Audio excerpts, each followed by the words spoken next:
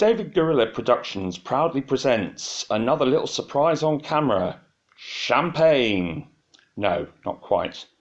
This is the RW 1/24 scale Lamborghini Aventador. It's an orange car.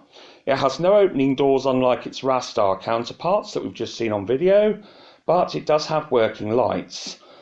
It also has a rather unusual control setup, which you can see here. It's more like a gun, and this wheel on the right hand side controls your steering left to right. So it's definitely one if you're wanting to practice your hand-eye coordination techniques. Let's see how she runs.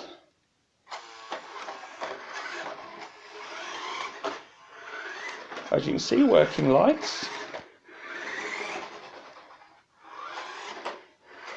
And I am definitely having fun practicing with this one, getting it to sort of like do what I want it to do, because I have to master the hand-eye coordination of a sideways facing steering mechanism. Whoops.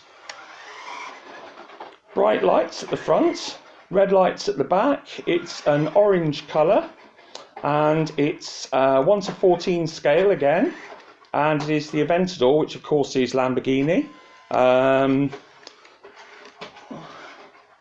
What else can I say about this? It's the Aventador, and the Aventador is popular, and the Aventador's successor of course was the Hurricane, and that's from 2014 onwards.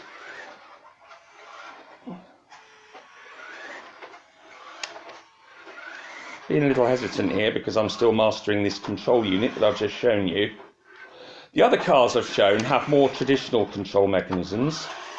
This one's a little bit noisier, but runs just as smoothly. There's no complaints on that front at all.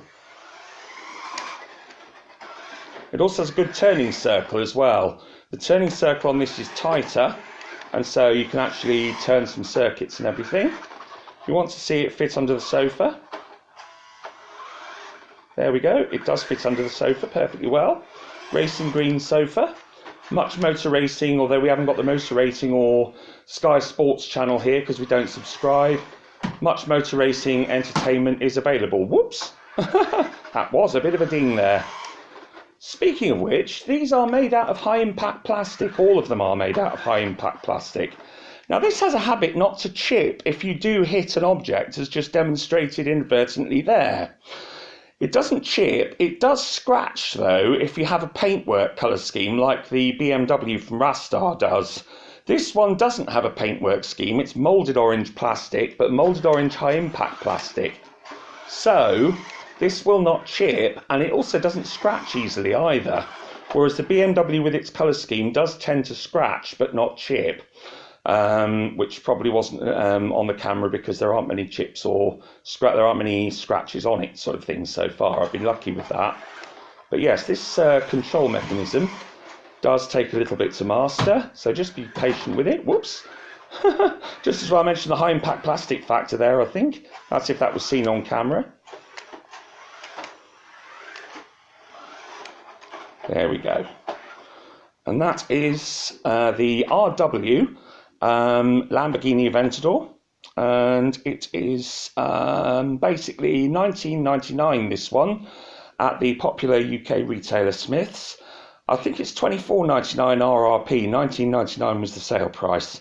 The doors do not open on this, and it also has a battery pack that charges into a USB, and that plugs into a USB with a cable that comes supplied with the car. It's not like the Rastar where the cable is actually built in and the battery is built in. The battery comes with the car pack. It's 4 rechargeable AA batteries that you just plug into the wall, and it takes an hour to charge. Your charger will blink as those are charging because there's no lights on them. Once your charger stops blinking after roughly an hour, it is ready to go. So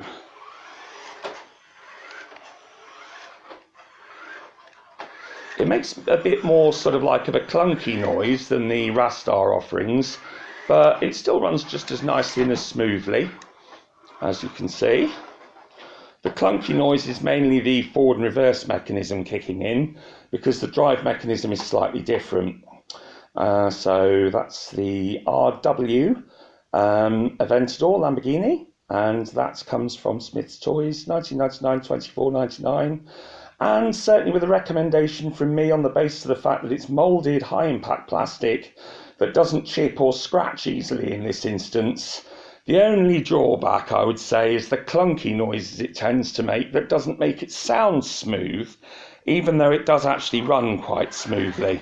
It kind of like detracts from that a little bit because it makes it sound a bit more basic and a bit more toy-like. But in terms of running quality, this is fine. I've got no complaints whatsoever about this one. Thank you for watching.